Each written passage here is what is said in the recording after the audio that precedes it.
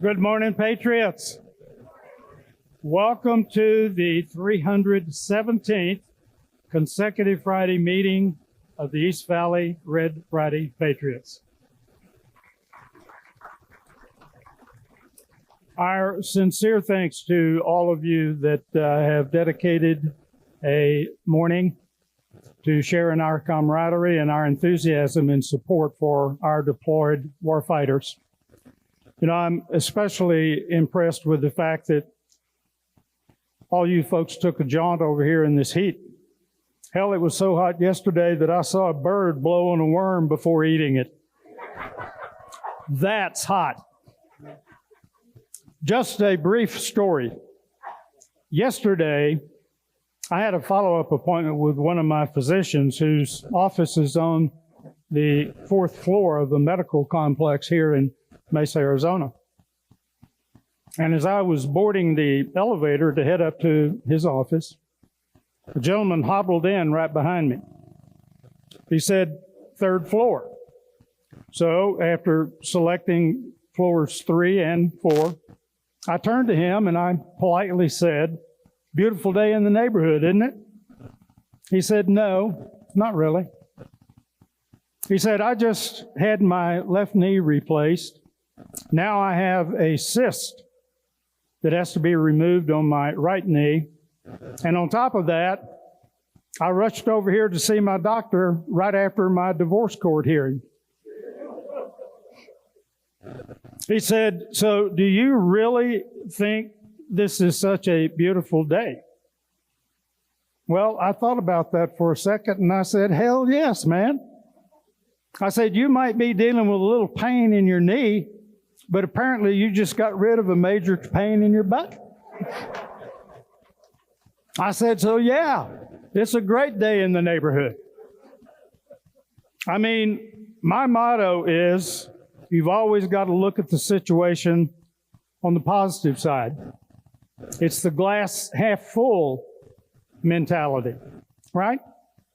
You know, life may throw you a left hook every now and then, but we veterans know quite well that we have to improvise, adapt, and overcome life's obstacles. That's what we were trained to do. And speaking of overcoming obstacles, as we all know, there is an enormous amount of broadcasting going on around the world this time regarding the United States military action that was carried out against Iran's nuclear facilities last Saturday using bunker-busting bombs. As a result of that strike, previously planned deployments and rotations by the Department of Defense have been reassessed. And you can be assured that many of those deployable military resources are on standby. Perchance they need to be channeled elsewhere, more specifically to the Middle East. And we're all aware that strategic sites here at home are on high alert to thwart any potential domestic terrorism plots. Now, as I channel surfed all the news channels, there seems to be a 24/7 ongoing debate about this balance of power between the president and Congress in matters of war, and the interpretation of the highly controversial War Powers Resolution. It's rather mind-boggling to see how many results that the pundits have spouted when they opine on this one issue, war powers.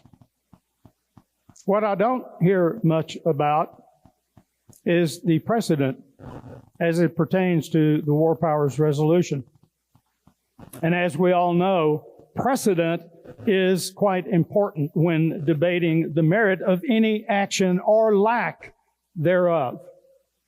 So, let's take a quick peek at precedent as it pertains to armed conflict. In the Kosovo conflict, 1999, President Clinton launched a NATO bombing campaign against Yugoslavia without congressional authorization or resolution. That strike was in response to the humanitarian crisis in Kosovo. In the Libyan intervention of 2011, President Obama authorized military strikes on Libya without seeking congressional approval or a resolution, arguing that it didn't fall under the War Powers Resolution.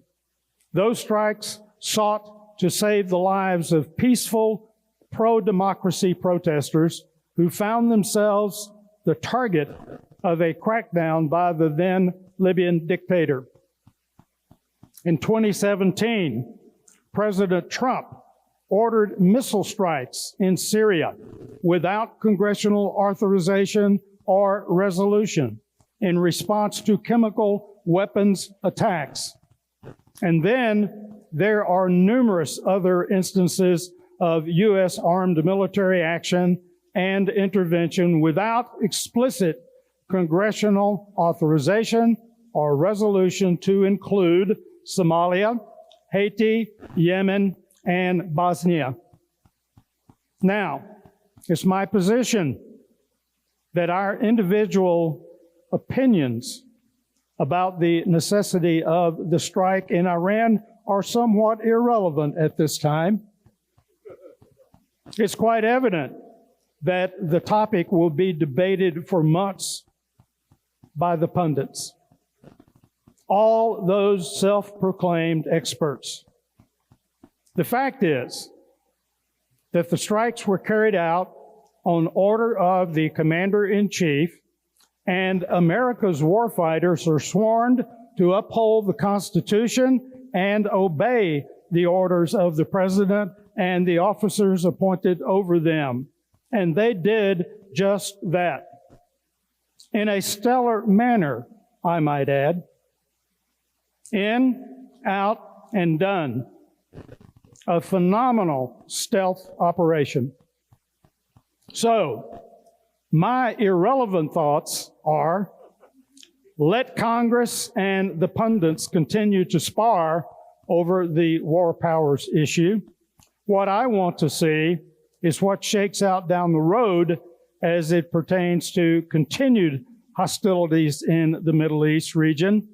And in my humble opinion, that's the real test of the effectiveness of our military action on Saturday, June 21. You know, while policy governs the use of force, military doctrine is crucial in the effectiveness of any military force. Military doctrine provides a shared understanding of how to achieve success in military operations, and it provides the foundation upon which military strategies are built. Doctrine is the cornerstone of success, if you will. On the other hand, military strategy is a more specific plan or an approach for achieving specific military objectives, generally relating to a specific conflict or campaign. Therefore, doctrine informs strategy, while strategy applies doctrine to specific situations and includes the tactics that will be employed for mission success. Well, U.S. military doctrine is swiftly changing under the current leadership, from the White House to the Department of Defense to the Joint Chiefs to the commanders in the field. We're rapidly getting back to the original purpose of an armed force, with priority one being to develop leaders and warfighters fully capable and equipped to rain hell on enemy, be they foreign or domestic. Everything else is secondary. And strictly from a military point of view, I could not be prouder of the strategy employed last Saturday by all those warfighters that were involved in that mission, either directly or indirectly. The planning, the preparation, the staging, the execution, flawless. And this will be a case study in military strategy for years to come. But right now, it's imperative that America's warfighters be assured that they have our support during this period of global unrest. And this Red Friday group's mission to remember everyone deployed, to demonstrate our support for the success of their missions, and to pray for their safe return of America's warfighters to their loved ones becomes even more important in a somewhat tense time like the nation is currently experiencing. So again, thank you for your presence here today and for supporting the mission of R.E.D. You are true patriots. Will you join me in the pledge?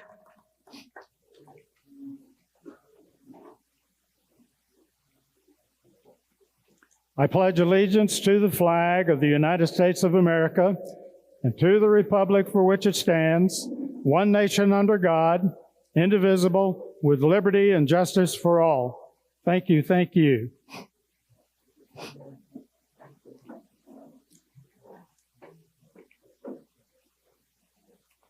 We have a few guests that I would like to recognize this morning.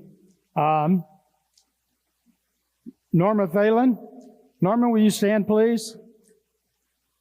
Norma is a United States Army veteran who served 1968 to 1972. And she is also a member of Vietnam Veterans of America 1011, correct?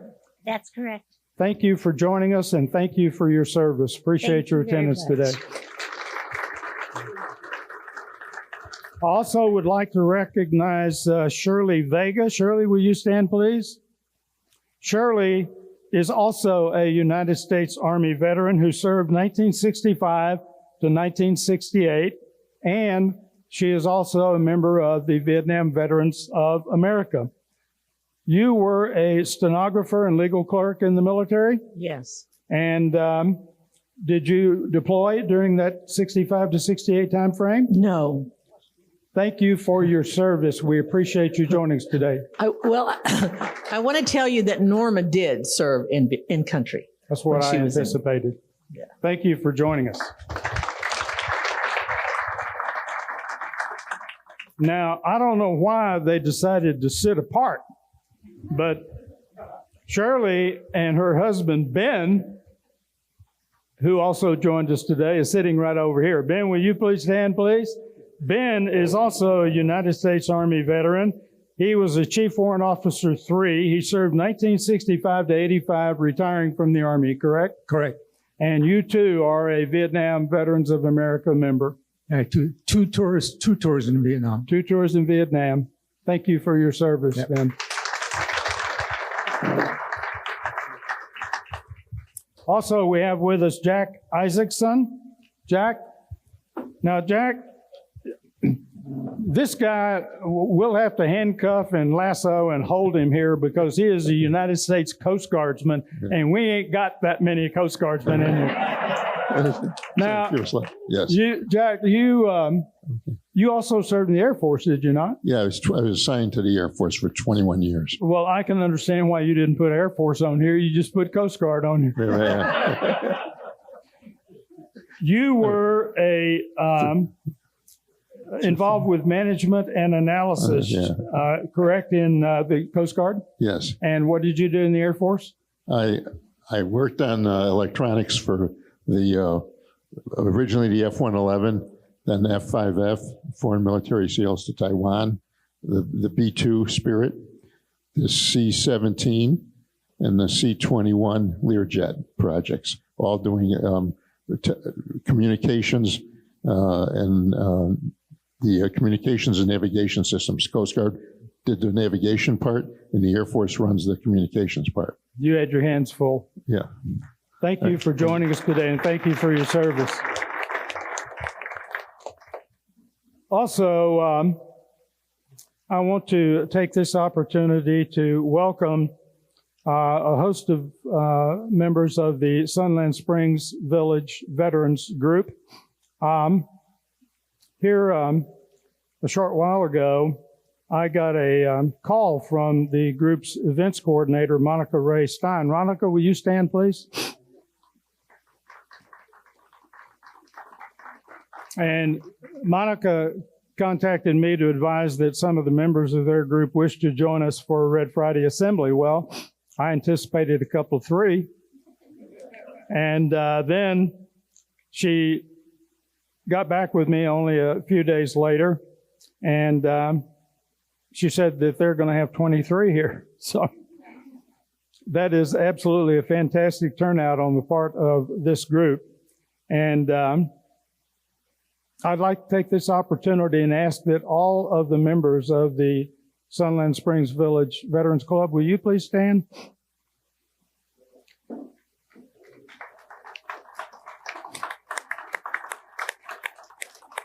Thank you, thank you, thank you for joining us.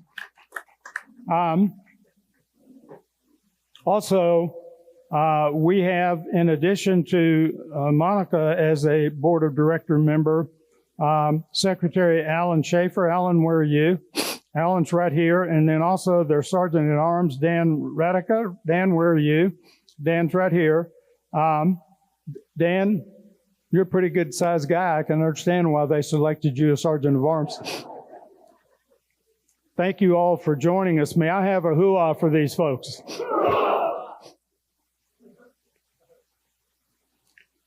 Ladies and gentlemen, we have with us today one of our distinguished RED members who has for many years volunteered his time, his energy, and his leadership skills toward supporting an array of veteran health programs at both state and national levels.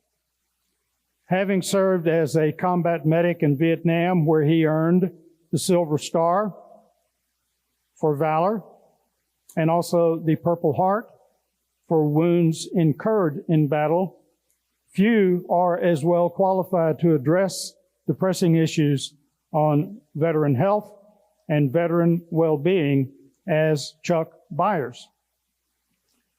Following discharge from the Army, Chuck leveraged his military medical training and was employed in the medical field working for companies that manufacture endoscopic and arthroscopic equipment. His strong medical background has helped immeasurably in his advocacy for veterans' health. Throughout his life, Chuck has been quite active with numerous veteran initiatives. Currently, he is serving for a 6-year period as the Chief Veteran Service Officer for the state of Arizona and has helped build a strong volunteer veteran service organization program for the state. He currently serves as the Veterans Benefit Committee for the National Vietnam Veterans Association. Chuck also currently serves as the National Legislative Director, Military Order of the Purple Heart, United States of America, and received the distinct honor of induction into the Arizona Veterans Hall of Fame Society in 2018, an honor well deserved. I might add that currently he serves as chair for Veterans Healthcare, Vietnam Veterans of America, where Chuck established a direct link to today's guest speaker, from whom he will introduce. Ladies and gentlemen, please welcome a man who is renowned for putting veterans first, Chuck Byers.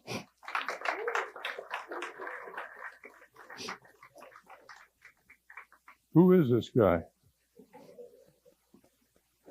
Thank you. Thank you, Dick. Good morning, everyone, and thank you for joining Red Friday. As chairing the healthcare with the Vietnam veterans, there's all different kinds of, where we have.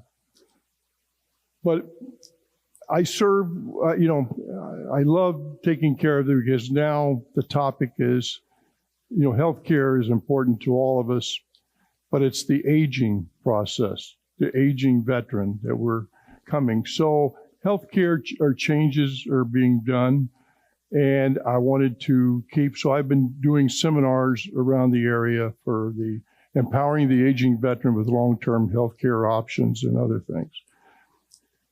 But when serving with the Vietnam veterans as chair of the healthcare, I've been working with Dr. Tom Hall, and I've come here to Red Friday, try to bring you up to date about kind of what's happening. But when I heard, that you're looking for a really good speaker, and June, I don't know if you're aware of it, is National PTSD Awareness Month. So I figured what better person to bring in here and learn a little bit about PTSD is my good friend, Dr. Tom Hall. Now, Dr. Tom Hall lives in Kansas City, Missouri.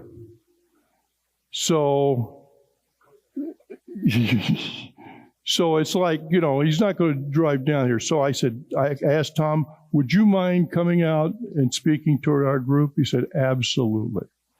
So it cost me a couple of dinners, but it's worth it, But Tom, I've been working with Tom on a number of different seminars. We've been going across the country. We are conventions. He's attended a lot of my healthcare group, and I've attended a lot of his. But Tom's interesting. He was a dog handler in Vietnam. Yeah. Between 69 and 70. And he came back and, he was with the military police brigade there, and he came back and, kind of confused like a lot of us and trying to get our act together. He decided to get into academia. And so he graduated from the University of Missouri of Kansas City. He's held numerous clinical faculty positions, but he's helped a lot of veterans. He's helped a lot of veterans through PTSD, different awareness, and also treatment. He's been a teaching, a counseling, a secondary education. He served as a principal for alternative high school, clinical professional administrator for treatment facilities, executive director for Combat Commission for County Drug Treatment in that area, appointed the VA Committee for Readjustment to the Vet Center, professor and coordinator of chair of Addiction Counseling and Training Program, and a visiting professor of various graduate universities and psychology classes. And for the last 5 years, he served as the national chair for the PTSD Substance Abuse Committee for Vietnam Veterans of America. So Tom, please come up and address our Red Friday group, and thank you. Well, thank you. I'm a little nervous, but all this red. I assume you're all Chiefs fans, because that's where I come from. Oh, yeah. Well, I can't follow the speakers so far. I'm not going to compete with them. They were brilliant. I just really loved what's been happening here. I've never seen a setup like this. And it's great. I've worked at a lot of universities and colleges, and this is great stuff. But more importantly, it's great that we're all able to still get together and get outside of ourselves. As Cicero said, not just for ourselves were we born. And I really believe that is a motto that covers veterans groups, because we all end up doing stuff for the community and each other when we have some struggles. Now, if everybody could repeat after me to somebody at your table, welcome home. Okay, now say it like you mean it. Go, welcome home. All right. In my work in psychology and working with PTSD and substance use disorder and other things like that, and suicide prevention, it doesn't get old to tell any veteran of any war, welcome home. Because when you get back here and there's so many treatments for PTSD, but there is the persistence of memory. And it's important to reassure each other that while we know what we did, it helps for somebody, that it was righteous and it was the right thing to do and we were on the side of the angels. It's still good to hear welcome home. Now, I don't know if that's just because I'm a Vietnam vet and I was either a baby burner or a loser when I came back, but I think we've helped the new guys, and I talked to one over here, not get confused with the policy arguments. We're Americans. We argue about everything, and that's fine. You don't have to agree with me on anything. But to throw as was done back in the 60s and 70s, they threw the veteran, the one that served out. I'm very proud of my service. It was a confusing time back then, but I'm proud of my service and always have been and always will be. And I encourage everybody to be proud of their service. That said, some people aren't, and some people don't know how to handle it. And some people are proud of their service, but they still don't know how to handle their service. And there is a price. B-1 bombers and all those are really cool, and they do an effective job and hopefully keep us out of a lot of stuff that we would have to deal with otherwise. It's through strengths we keep away from having to use that stuff. Now, when we use that idea of welcoming each other home, and not just as a throwaway, when somebody says to me, Tom, thank you for your service. I meet somebody or I have a shirt on and they say that. And I go, my reply is now, you were worth it. I never knew what to say. I'd always go, well, thank you. I don't know. You get kind of, And to me, being able to say that is a movement forward. Well, you already know about me. I think the next one is repetitive. So, preparing for the wonderful world of aging. Well, welcome to it, if you're lucky. If you're lucky, you get to it. And somebody, where I worked out, there was a young group, and a kid came up to one of my friends and said, wow, you're old. And I said, you know what you should have said is, yeah, and if you're lucky, you will be too. So deal with it. But I think that kind of acceptance of where we are puts us in the present, puts us in the now. And in other words, we accept where we are. It's not a one-down situation. It's dealing with what's there.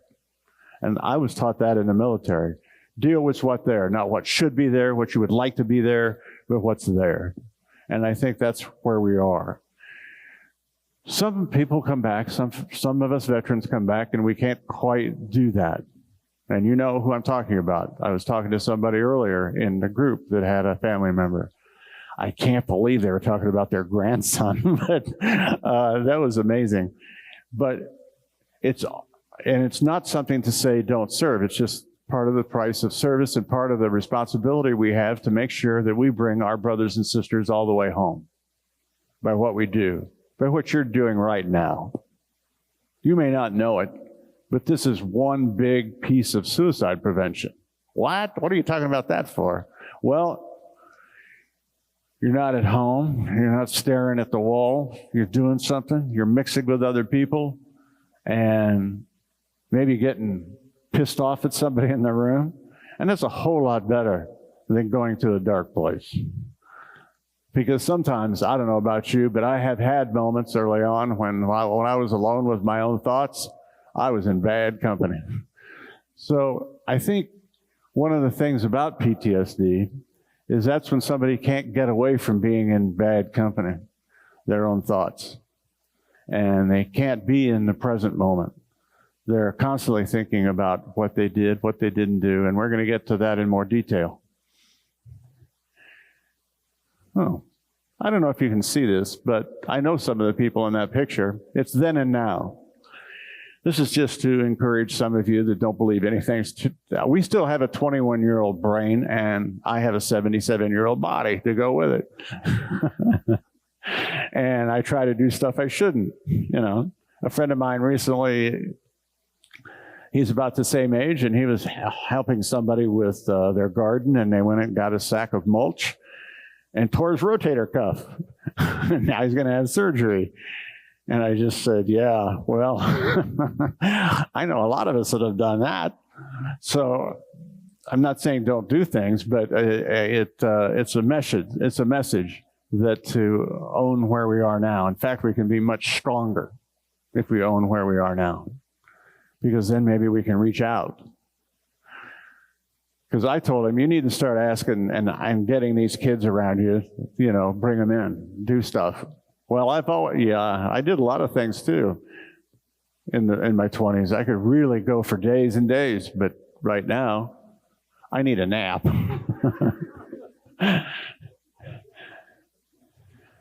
So, this is from the National Council on Aging, and it's about how the disconnect between how people were treated 60 years ago and how they're treated now when we're our age.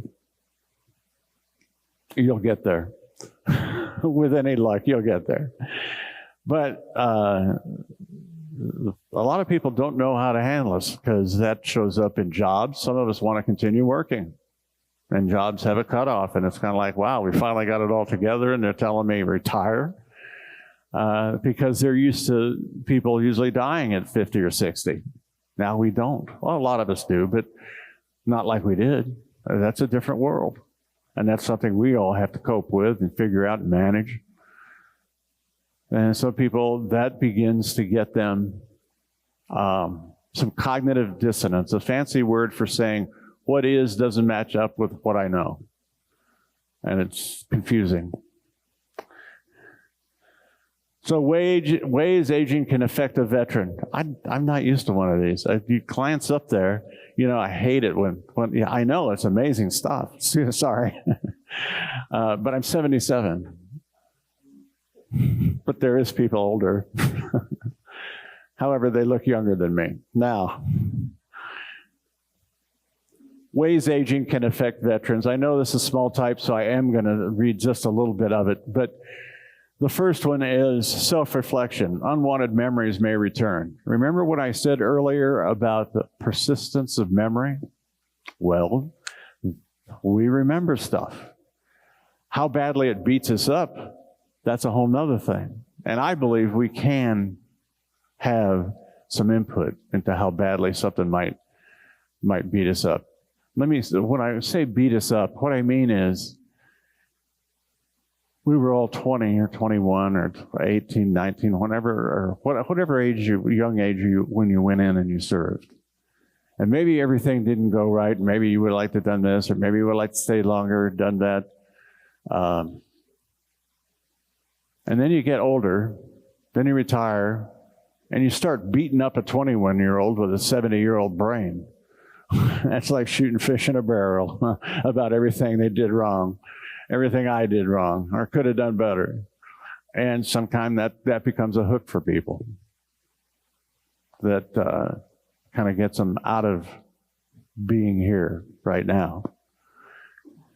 The next one is retirement, and I think we all know about that. For me, I was on any number of boards, any number of volunteer activities like all of you guys and gals, and it's just, when I retired, I stopped being the board president, I stopped being a principal, I stopped being a chair of a college division, and I didn't stop them all at once, but I did stop them in time. And of course, when my wife, who passed away from cancer, got really sick, I didn't have time to do anything. I was working at home, more or less.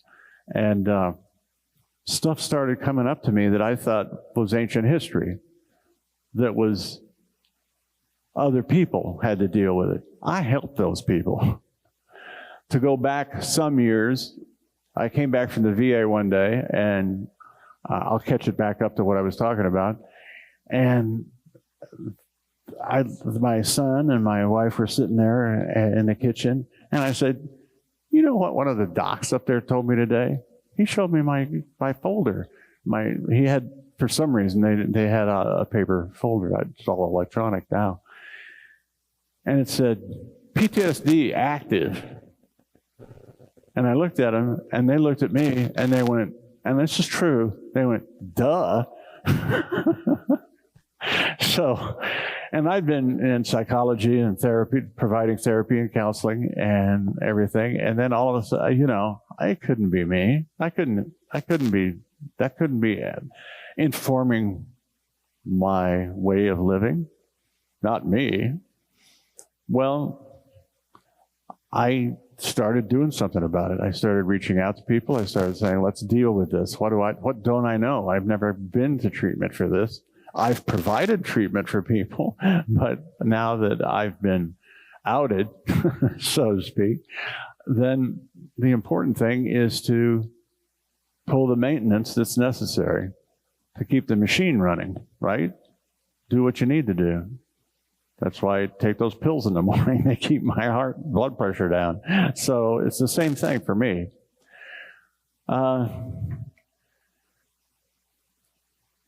Loss, the death of the spouse, the partner, friend can make you feel unsupported, alone. And loneliness is something we will look at as we go along in this. And after my wife passed, it was about 6 years before I met somebody. I'm currently married. I married somebody I knew 50 years ago. My wife knew her. And it was okay for me to get married because a week before she died, she looked at me straight in the eye and said, Tom, you better get married. And she didn't even have to fill in the blanks because she knew what shape I was in when she met me 41 years before that. So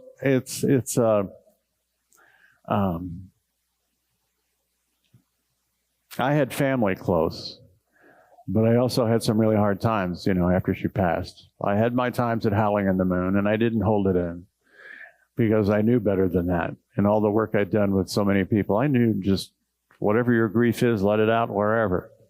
If it's a restaurant, it doesn't matter if it starts to hit you. You get it out. Because if you get it in, if you keep it in, you know what happens. Starts tearing you up. Starts moving you without your permission. And that kind of thing is tough on everybody.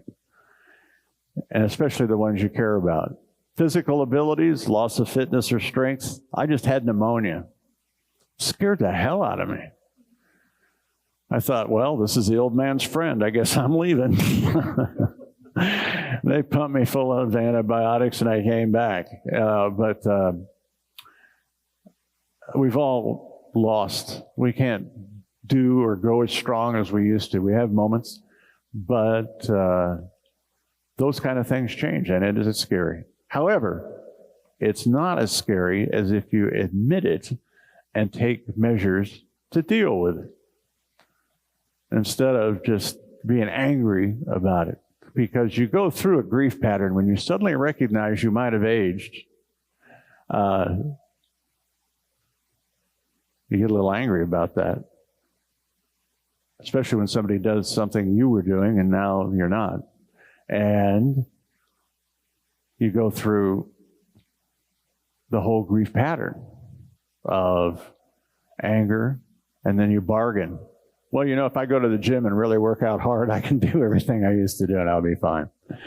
I half resemble that. But I know that it doesn't completely work. So getting acquainted with that and being aware of that. Now, this is all going to dealing with and managing anybody's PTSD when you run into them and you're talking to them. And if they remember anything in this, pass it on to them because no one else is passing it on to them. You're it. So environmental changes, well, we move. Friends pass away. Family moves. Those are all environment. And family dies. I lost my first daughter when she died, she passed, and that was tough. I didn't know what to do. I lost an entire 6 months. I just wasn't. I did my job, but that was it. That was all, and that was a big environmental change. I thought my environment was going to be this, and then it was that. So we do have a lot of subtle environmental changes to deal with. You don't let them overwhelm you. You see them for what they are, if you will not deny them, and then you had some input into how it affects you. Increased screen time. Oh, never mind, we won't talk about that one. And then medical problems. And I mentioned taking meds in the morning, taking meds at night, and having to deal with all that. It was years after they told me I needed high blood pressure medicine before I took anything. Okay. And it was even a few more years before they said, you need a little fiber in your diet, boy. You're not moving things right. So, it took me a while. I was a young guy. I didn't need to do any of this. Well, it was part of the deal.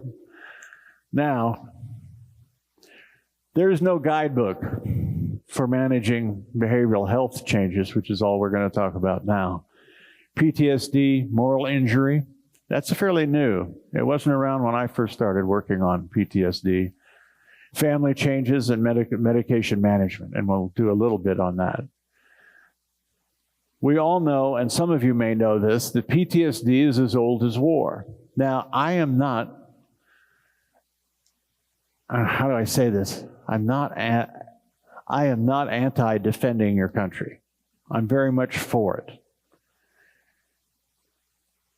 But there's a price.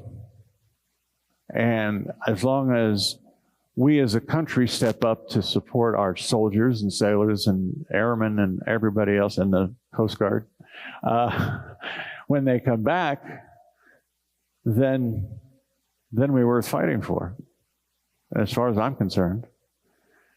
But it's his business, and there will be injuries of different kinds in wars. We all know that. Some of you have been injured in war, physically injured. And that's to be respected. So, and I want to tell you that anything that some of your friends that might be having some PTSD and it seems to be running their life and they're really messed up, it's old. Way back in, I'm really not used to this yet, Sarge. First Sergeant, sorry. Change of mind is what they called it. They didn't understand it, so they called it, well, they went off to there and it changed their minds. Well, excuse me, I wasn't the same person that I went over, and I wasn't shot. I have attendance medals, that's it. But it changes you.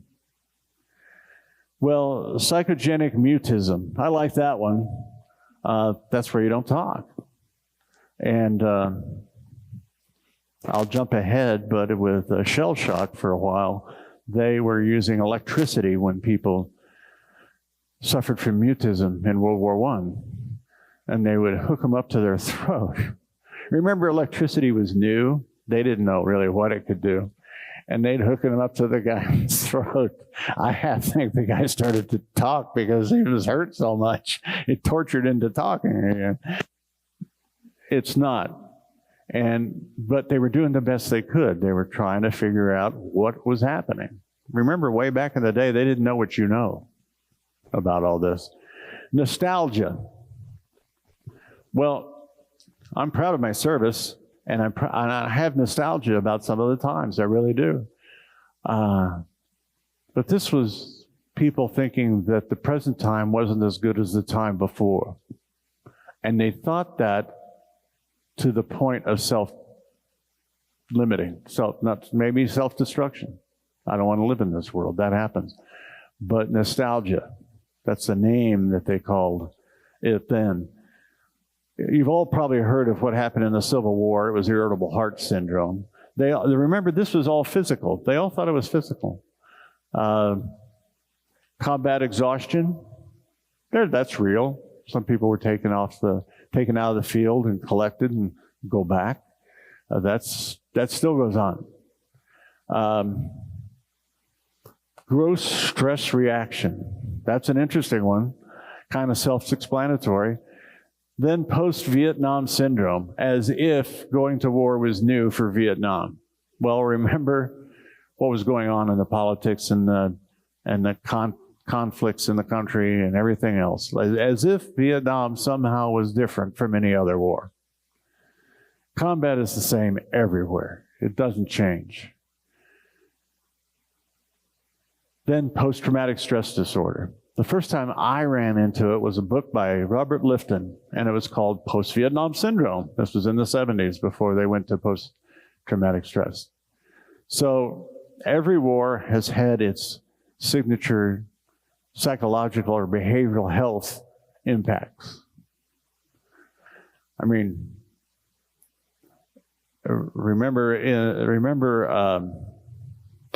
who fell on his sword?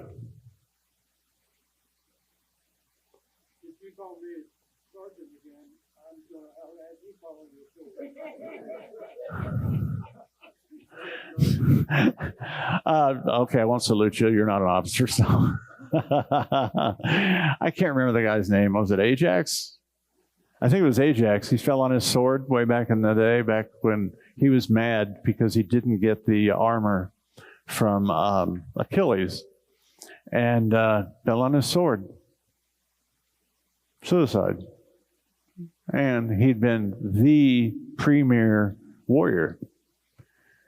So he'd been through a lot. As you might say, he'd had a lot of rotations into battle. And something just hit him, and he started killing sheep because he thought they were the idiot generals that weren't doing what they should do. And well, it's just a lesson that say, look,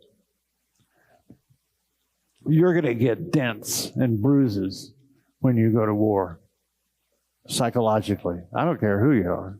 Everybody does. It's whether or not you deal with them or help to deal with them. I told this general, if I think of his name, General Shirelli, came to Kansas City, and I was talking to him about what he was doing. He was trying to get veterans to go in and seek help. And I said, you know, I'm really relieved you're trying to do that. He said, to me, you know, you take a Jeep or a Humvee in, and it's been damaged in some way, and you take it into the motor pool and they fix it or they do whatever they do, and they then check it out again and go on patrol. However, we're hung up on doing that with the most powerful weapon on the battlefield, the human mind. I don't know about you, but I want my 6 covered by somebody who's worked on the static in their brain and got it down, and now they're battle ready. They can focus on the now of what needs to be done. And that's the attitude that I would like to see the military as a group get, that it's surely maintenance. It's a function of huge amounts of stress that the body wasn't built for over a very long period of time. Chemicals are flowing, all kinds of things are happening. And a lot of that's good. But when you come back here,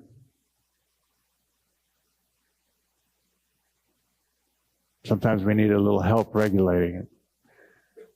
So, that said, I've already kind of said the next slide, which is the entire fabric of our being has been shaded, tinted, or shaped by our experiences and memories of war. No one gets a free pass. Now, I'm talking from a behavioral health point of view, and I'm only talking about taking care of our brothers and sisters that have been hit by this in some way. And you might say, well, they just weren't strong enough. I've seen some of the biggest guys ball up and cry and shake and have to leave. It's not about willpower either. If it was willpower, I wouldn't be talking to you.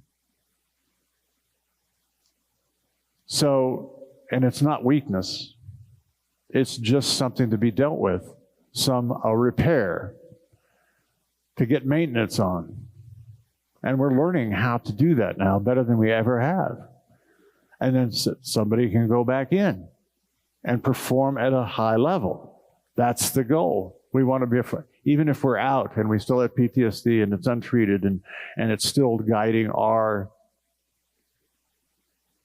decisions, our world in ways that we don't have an input to, then that's where the maintenance comes in, coming to get it.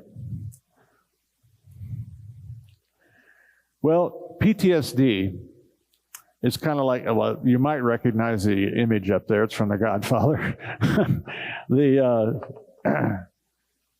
Presents problems. There's flashbacks. I've had flashbacks. The one I'll tell you about is I was at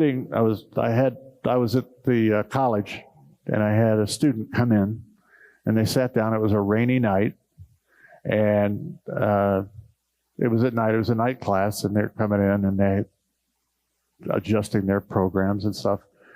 And they rounded the corner, came in, and I had a lightning flash at night. And I told the person, I'll be right back. And I stepped outside in the hallway and said, you're here in the college. You're talking to students. Look around.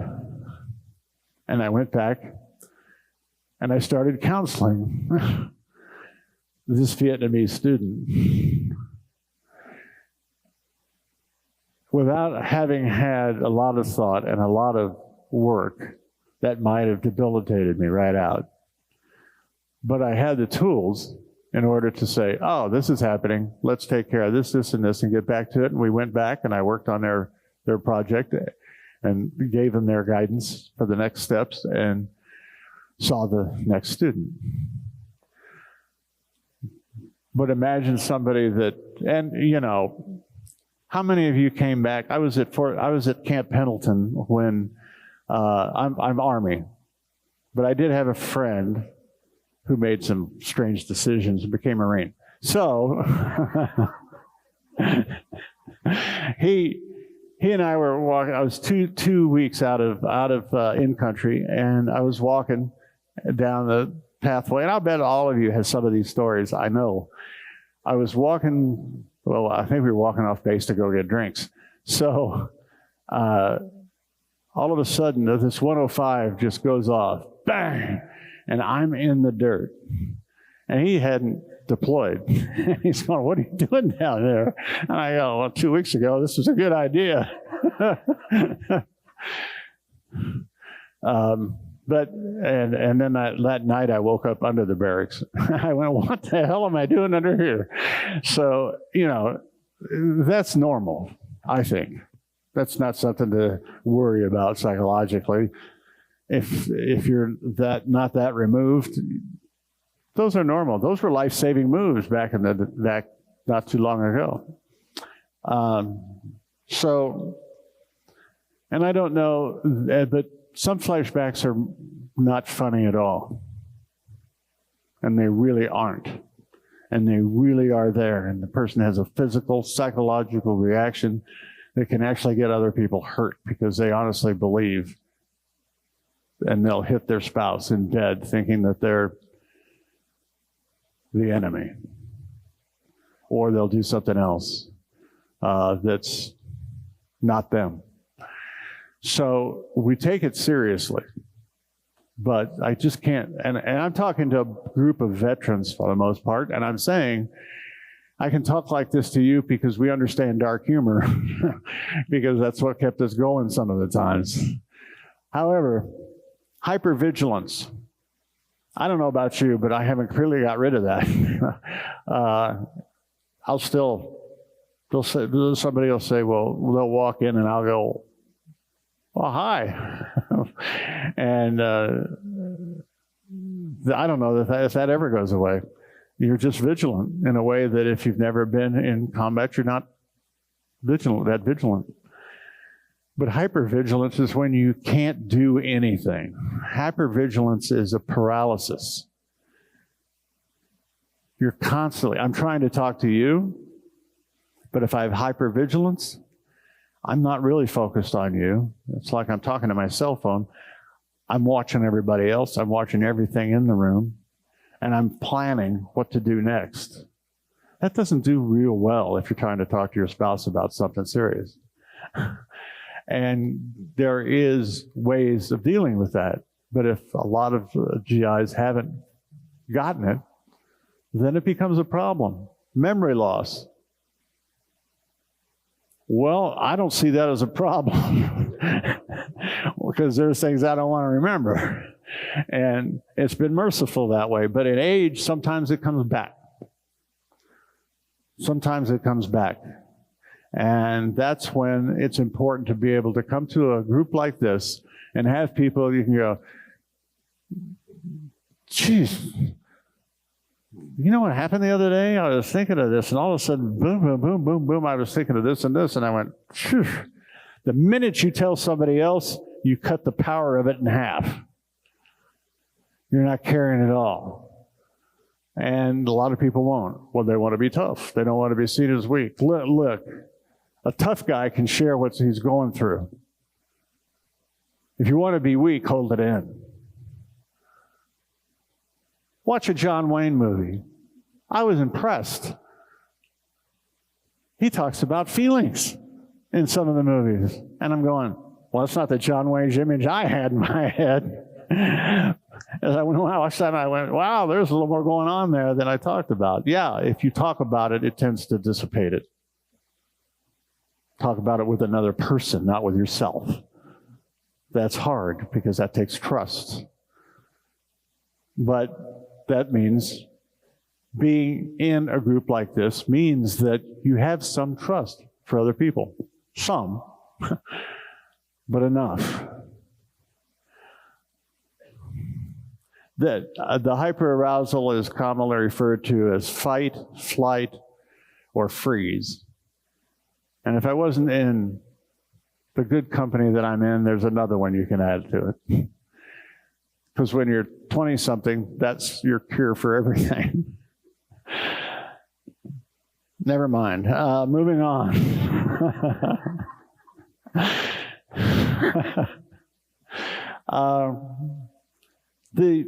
don't know if you can read this, but this one came out smaller than I had intended. It's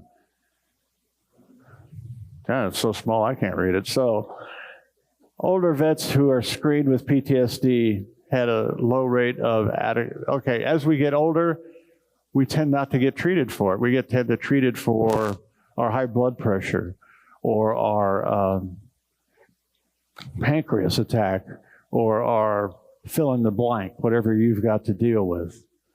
And you mentioned something going on about this, and even in the VA, it gets sometimes, oh, well, that's just probably you're getting older. Also, it gets harder for you and even you in the back to get an appointment. I don't know what's going on with that. I'm talking statistics. I don't have a problem getting an appointment in the VA, but the statistics are saying that at our age group, we do. And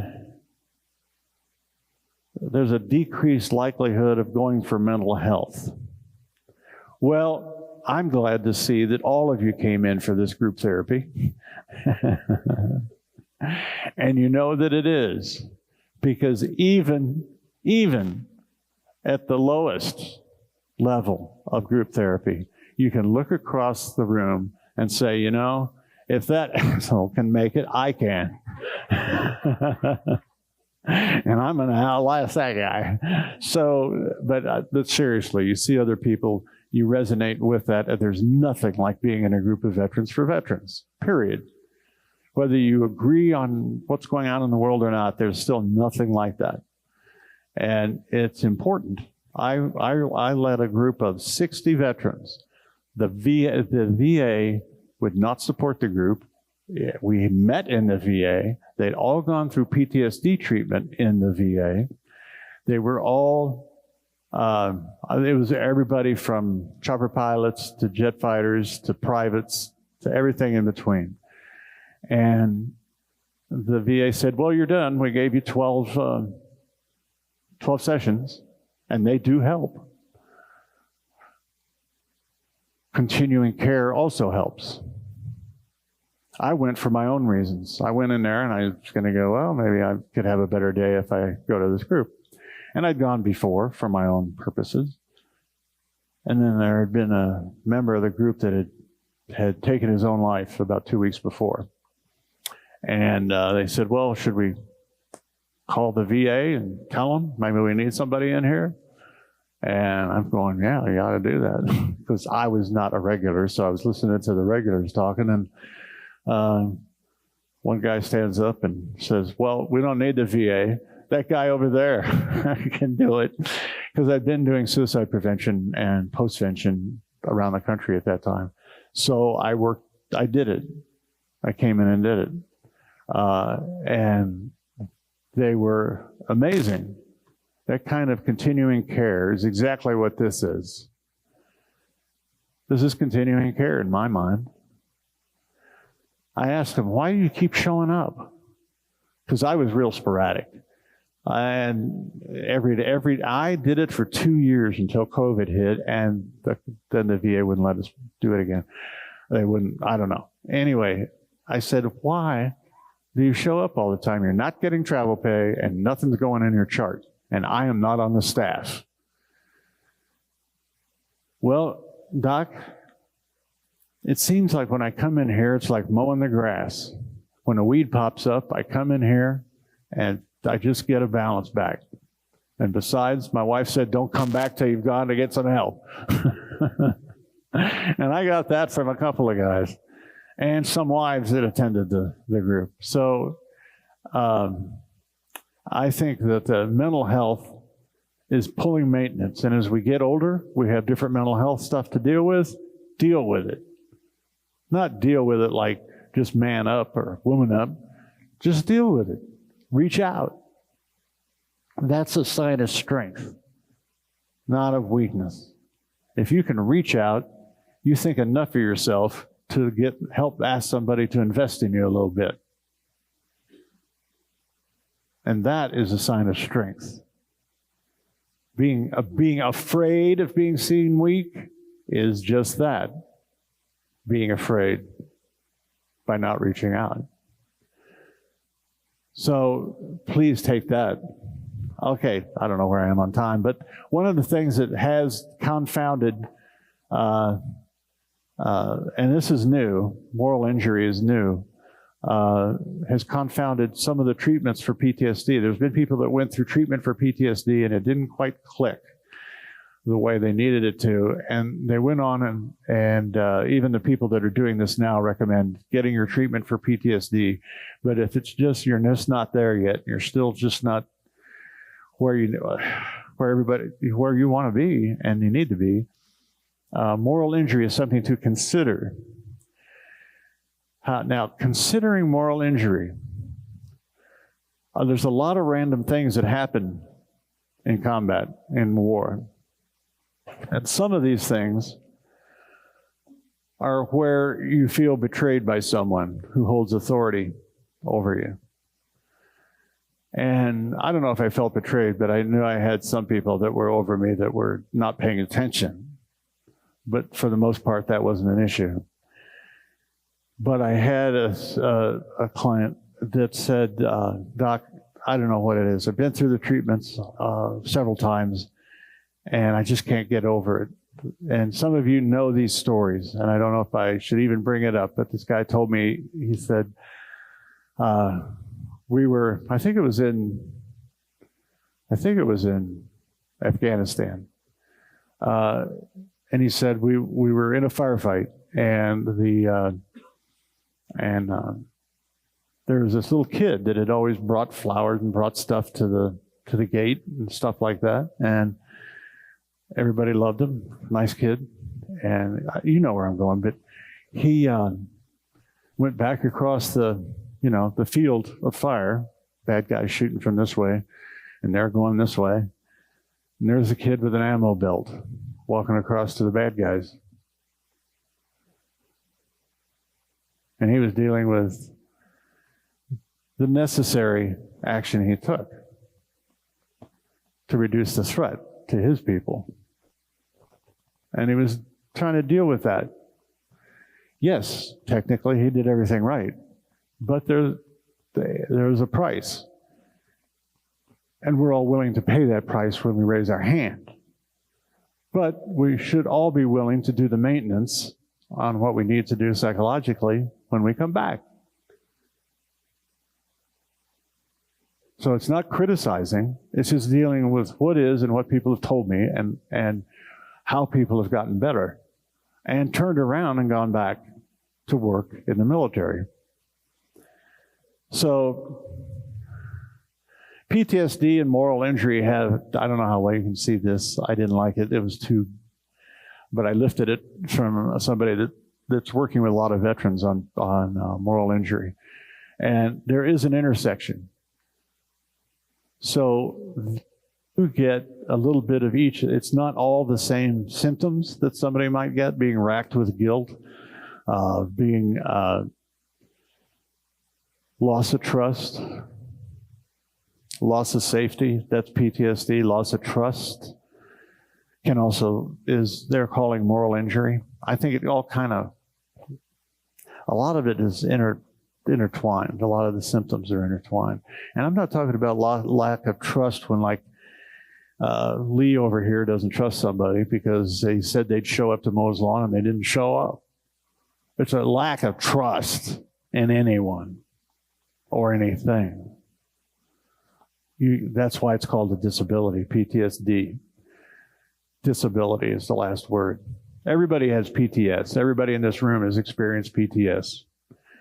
You're in a car crash, somebody passes, post-traumatic stress. We all have it, and we move through it. It's when we don't move through it that it becomes something to deal with. So,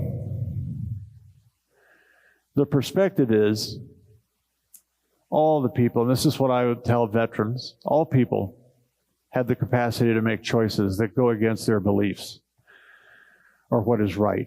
In combat, you sometimes don't have a choice of what you're doing. You have to do that to defend your guys and yourself, but it really comes down to defending your guys right around you. And you do it. Having moral injury reflects goodness, though. Think about that. Somebody's struggling with the story I told you, and I've had firemen tell me the same thing. A kid was screaming in a fire, and he couldn't get to him. And it was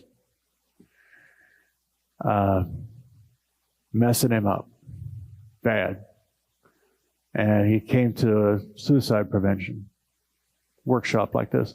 And he was telling me that story, and I went, oh my God. And I said, you know, I wish I could have said, I didn't know that, I didn't think of this.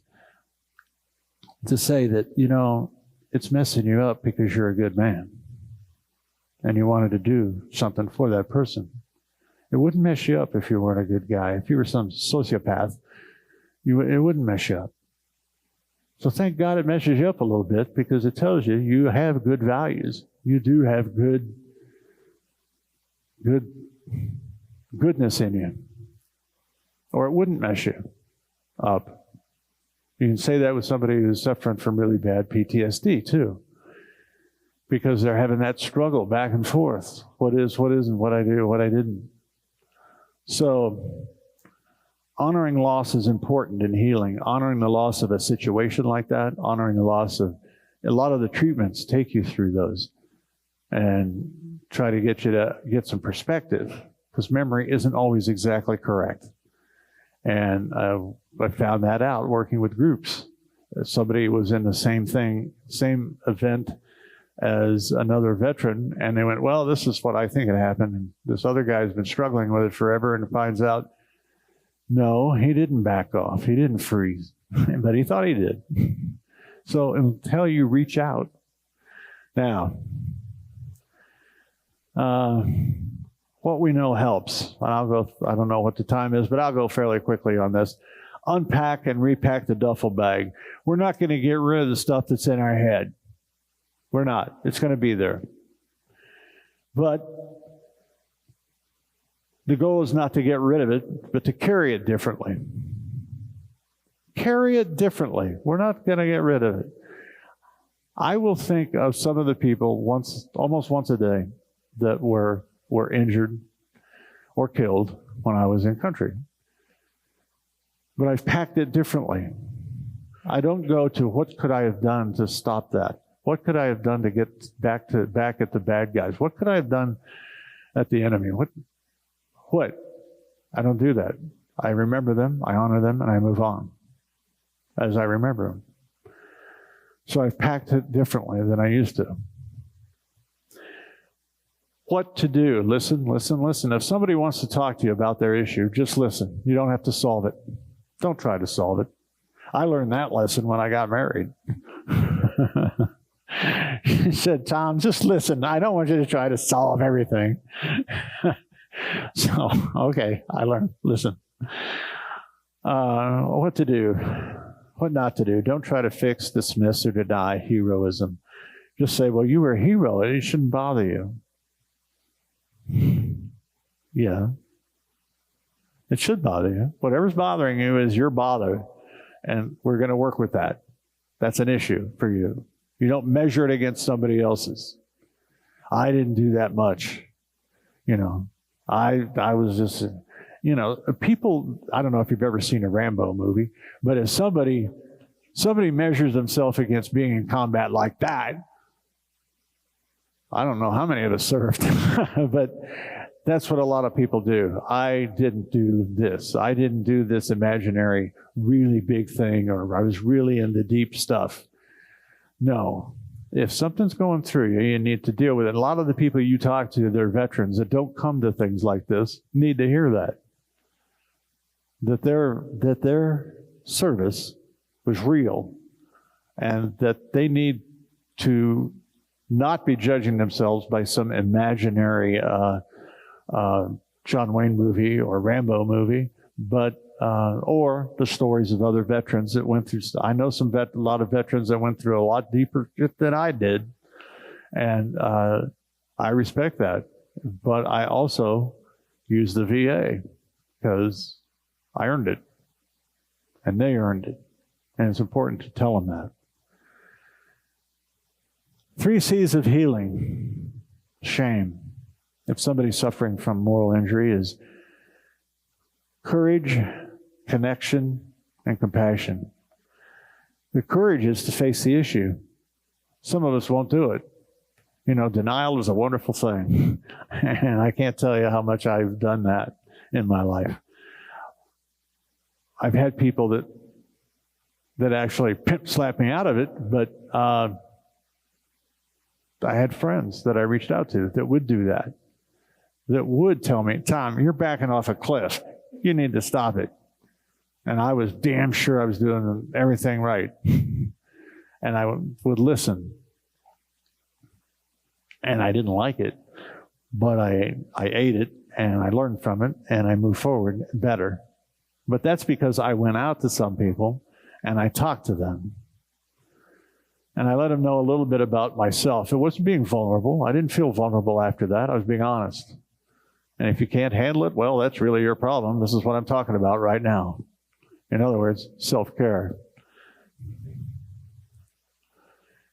Well, but a lot of us do this, and I know there's one of you, the denial. You can see up there on the sign the sharks of PTSD, suicide, marital status, depression, all these things. And I don't need help. I can rescue myself. Well, maybe you can. I honestly believe everyone in here could figure out the problem, whatever problem you've ever had in your life, you could figure it out given enough lifetimes. But if you want to figure it out fast enough and get back on the saddle again and start living that life, you reach out, get the technology that's available, and get on with it. rather than just eating it all the time. And that's what a lot of people that I'm sure you know do and did. It can lead, if they do that enough, you're talking, people will take their lives because they don't feel like they belong, and they feel that you'd be better off without them. And we have to put the lie to that, to our brothers and sisters that aren't here. Put the lie to the fact that they believe they're not needed. You are. I need to argue with you, so you're needed. And we wouldn't be better off without you. I had a guy in my chapter. Oh, by the way, this is the 317th one you've done? Yeah, well, my chapter's 317.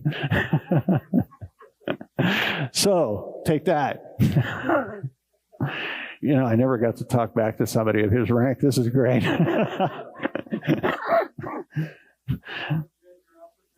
I know. I'm going to hold on to it for the rest of my life, too. Sorry. How short? Excuse me. Well, recommendations. Just be kind to yourself. Focus on the here and now. We've talked about a lot of these points already. Focus on the here and now. Make time to relax and take a deep breath. Somebody tells you to take a deep breath, and the first thing I want to do is give them some digitally enhanced communication. Has to do with these digits, but I do it. And sometimes my wife has said that, and I took my breath and took a beat, whatever you want to call it, and learn skills to improve your thinking. Use external memory aids as backups. Well, I have friends that do. Some of you probably do crossword puzzles. I can't do them. I just can't do them. And I do online quizzes. Little short. What's the capital of Paris, or the capital of France? This is a presentation on aging, just a demonstration. Now, keep things simple and organized. I'd love to. I try to, but I know people that do it a lot better, but I do try. Schedule your daily activities. I know people that sit down in the morning and write out what they're going to do, and I admire the hell out of them. I'm still admiring them. Pace yourself and don't take on too much. Think about that, because you're thinking about the things you take on and the things you didn't do because you took on too much. Doing one thing at a time, especially at my age, is kind of important. I can do one thing and do it and not have to beat myself up for doing everything, all these other things half-assed. And that's hard to pull back from because I'm used to doing a lot of things at once, like everybody else in here. Practice forgiveness. And the hardest thing to do is to forgive yourself. When you really step on somebody and you didn't mean it and you go, oh, geez, I'm such a jerk. Well, but also forgive other people because they're going to step on your toes and they're going to be emotionally and psychologically ugly at times. We all have been. So that we just forgive ourselves. That's harder to do it's easier to say than it is to do. Family. I was a family therapist for a number of years. And you know something? They treat PTSD by taking Dick here to a hospital. They put him in there for a number of days, or they see him individually. And then he goes back to his family after he's gone through the 12 or whatever treatment rotation that he's done, and he's actually doing better. His static is way down. Doing good. Comes back to the family. The family's been living with it. But now they know he can actually feel how they feel. So they're going to help him feel.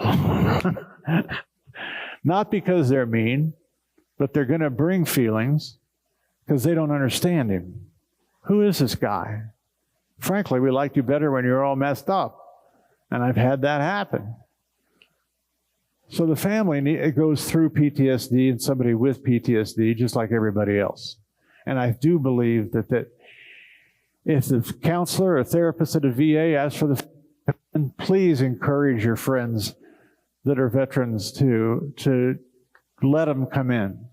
Because I can tell you, when I've brought my wife into my counseling sessions, she's much more honest than I am, and in a good way. I mean, come on. We all love to play our highlight reels. That's usually what we get from each other. But when you go into counseling, into therapy, or some kind of like that, or your minister, and you're talking, it's time to get rid of the highlight reels and get down to tacks of what's getting in the way of you having the life that you deserve.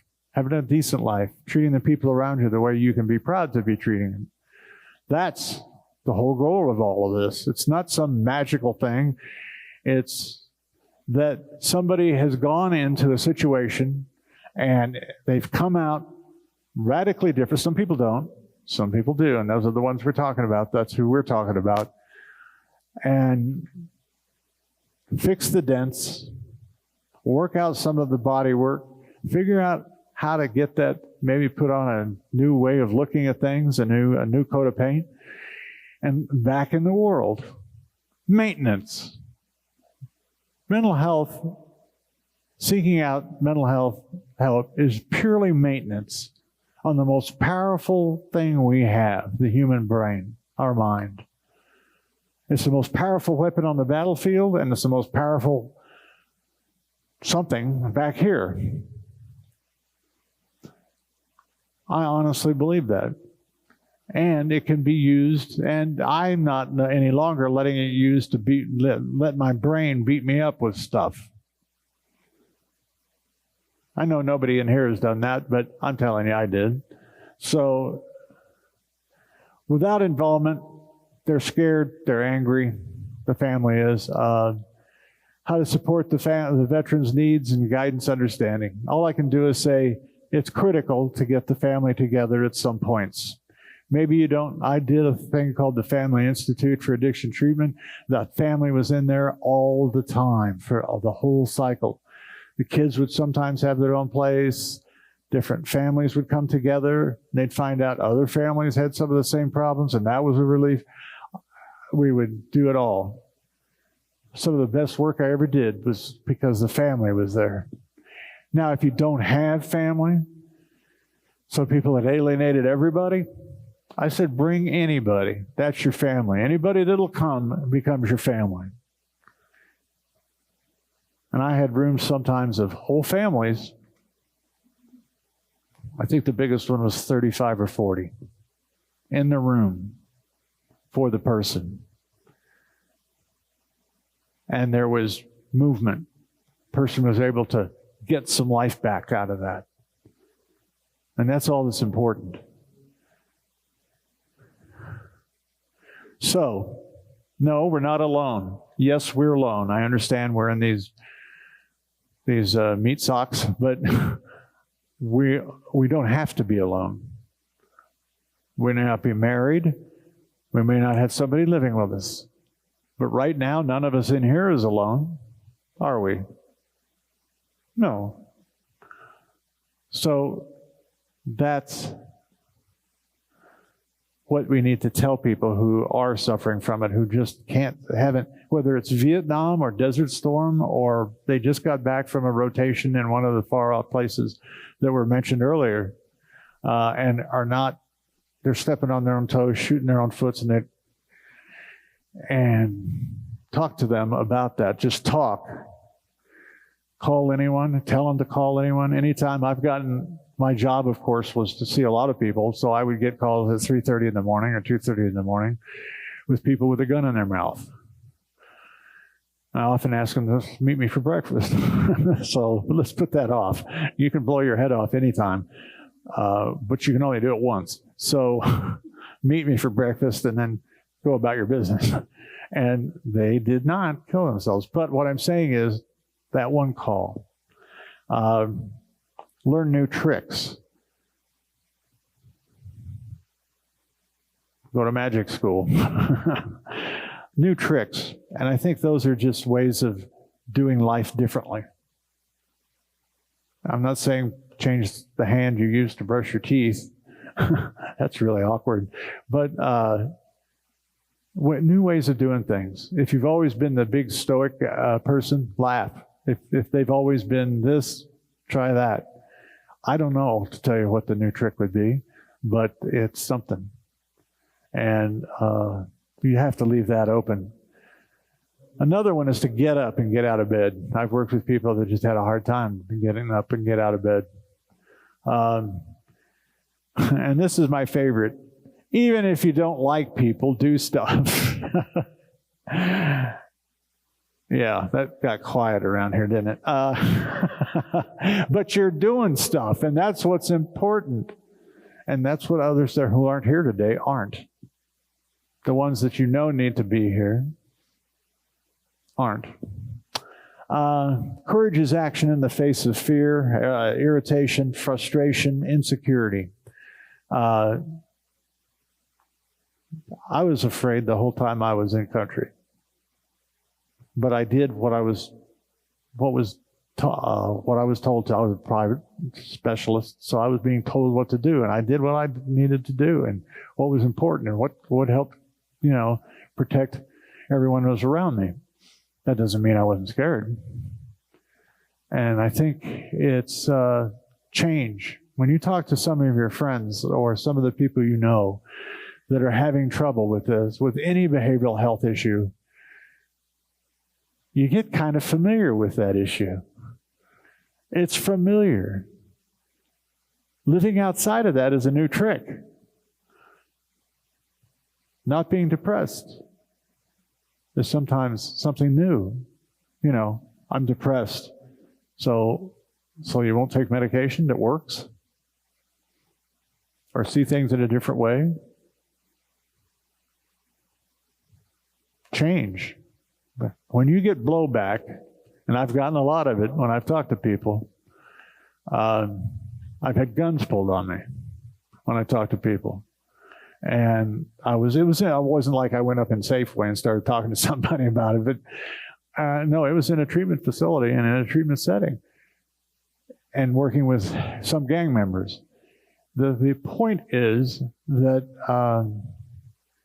the individuals who are afraid of change, and I was trying to get them to change from being in a gang and selling dope, was the biggest obstacle. It's really human nature to not like change. And to get comfortable with change is something I think you guys are doing by what I've seen and what I heard earlier. Change, a firm grasp on what's going on around you, that is magic to some other people that aren't sitting here. How do you do that? Why do you put up with it? Well, it's good medicine, right? It is good medicine for all of us, whatever the issue. Now, almost there. I'm not going to talk about this a lot because I already said talk. And you can pursue hobbies. I've turned pens, on a lathe with wood, stuff like that. First time I did it, the thing flew all over. But anyway, and then I did it again until I finally got something that didn't look like a block of wood. So anything that you do that a person that is struggling could do, and it doesn't have to be turning pens, it could be anything. Even if it's once a week. I knew that people in the group that I was telling you about earlier, that was when they got out of their house. That was it. And if coming here is the day a person gets out of their house, this is beautiful. You're doing a great job. If you don't have trouble getting into your house and you actually like coming to this meeting, then you're being part of the treatment for the person that's kind of having a trouble getting out. Think about that. That's real. That's talking about the here and now, what's going on psychologically in this room. in a positive way. It's positive. It's powerful. There's a lot of places to get information online. I don't need to tell you that or even point them out, but they're all there. Medication management, very short. This is not a medication management discussion. All I'll say is watch your medication management. Short story, and we're close to the end. Short story. I changed my medication and for blood pressure stuff, and I work out in the morning, and then I'd always been taking my medication, but they changed it in the nighttime. But I'd take my morning meds, I'd get to working out, and I'd get about 3/4 of the way through, and this room was dizzy. I mean, it was not right. And I'd have to sit down. So what I learned was I had to wait until 10 o'clock in the morning because the nighttime meds were crashing into the daytime meds and giving me a little too much help. So I do that. However, the struggle is that 10 o'clock comes and goes, and all of a sudden it's 5 o'clock and I haven't taken my morning meds. So I'm still in the midst of figuring that one out. I'm more on than off, but it's frustrating that my brain is not getting that done. So everybody manages something, and that's my point. With medication management, it's so important, and as Chuck has told me over and over again, medication effectiveness changes as we age. It doesn't treat us the same way.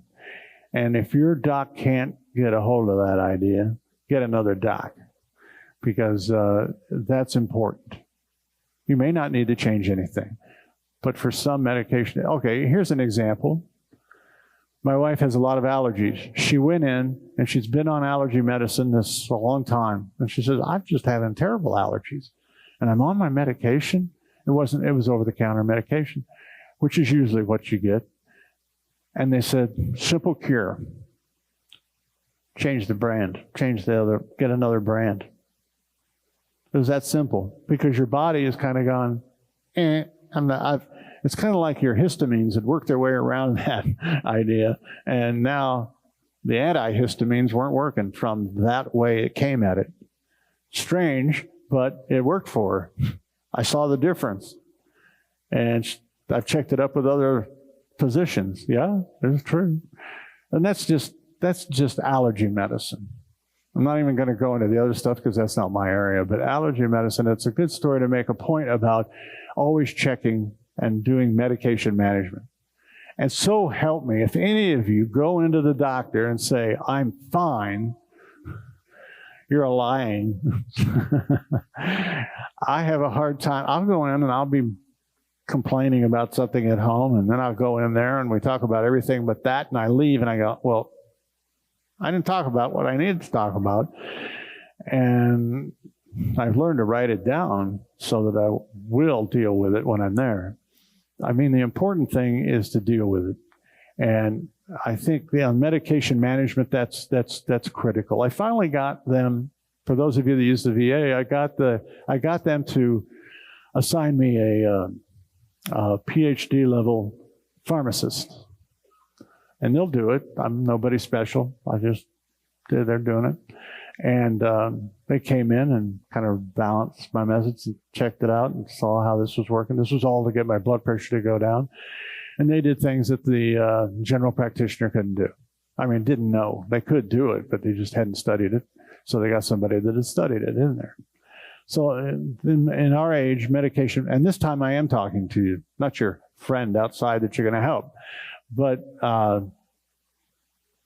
enough said, that's not my area, so I just know that to bring that out. My last thought is it's never too late, and you're never too old to become better at anything. Even if you finally learn how to run the remote with all these streaming shows, it's never too late. And please, for the folks that you know are struggling or not here, give them that they can become better. whether they're 20 or they're 70. They can become better. They can become a better person. They can do things better that they can still do. They can do it better. They can learn from other people. The real teachers are not people like me. The real teachers are the people you're with every day. If you'll listen. I have a hard time with that, according to my wife, but, and I'm like any other guy, listening isn't my first talent. So, the crisis line, you all know about that, 988. So if there's a crisis, get somebody to it, please. PTSD can be treated, and you can get great results from it, and people can get back and get their own life back. They can. I've always been, in my practice, a merchant of hope, that things can get better than they are. They may be really crappy, and they may be just crappy by the time you're done, but at least they're not really crappy anymore. And I think that's what you need to look forward to in that. Thank you. I appreciate your focus and your attention. We want to take this opportunity to present you with this certificate and welcome you Oh my God, I'm getting pinned. the Order of the Red.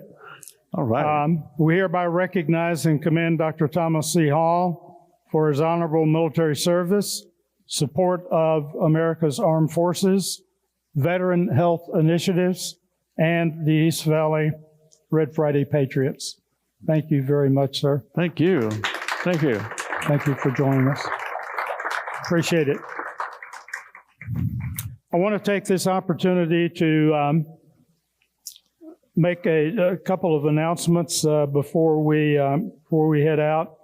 I hope that you'll think about joining us next week as we celebrate Independence Day, which happens to fall on July 4th. Also, be reminded that this particular American Legion Post 27 will have their annual early bird event next Friday. They'll be set up in the canteen bar area. If you wish to renew or join the American Legion, that would be a good place to do it, because July 1 is when that membership will become effective, and it will go for 18 months through the end of 2026. So, and I do want to remind you, our Red Friday group has nothing whatsoever to do with the American Legion. We are not affiliated with the American Legion. They graciously offer this facility for us to use for our weekly meetings. So we have a number of our folks that are Legion members, but we have no affiliation. Also, I want to remind you that we have no officers. We have no elected officers. We pay no dues. We have no obligation or affiliation with any organization whatsoever. Our objective is to come here weekly and remember everyone deployed. All of you are welcome to join us again anytime. Also, the Military Order of the Purple Heart, Chapter 2560 here at East Valley, is conducting an online auction beginning July 1, which will run through July 31. The auction is dubbed Christmas in July, and its sole purpose is to raise money for wreaths across America. Nancy Fassbender, sitting right over here at the bar. Nancy, why are you sitting at the bar? Nancy is the area coordinator for Wreaths Across America. She will have flyers at the back of the room as you exit. I would suggest you pick up one of those flyers, because she has some phenomenal items that have been donated for that particular auction, again, beginning July 1. Also, I want to remind you that we do have some guest speakers scheduled for July, and I would ask that you would leave your name badges at the greeting desk upon your departure. To our guests, thank you for joining us today. Believe me, we sincerely appreciate your support and sharing in our camaraderie and your support of our mission. Please know that you will always be welcome at this Red Friday assembly. And as a final reminder, let us not overlook the importance of our Red Friday mission to keep our deployed warfighters in our thoughts and prayers, and to continue to demonstrate our support for these fine men and women. Enjoy your weekend.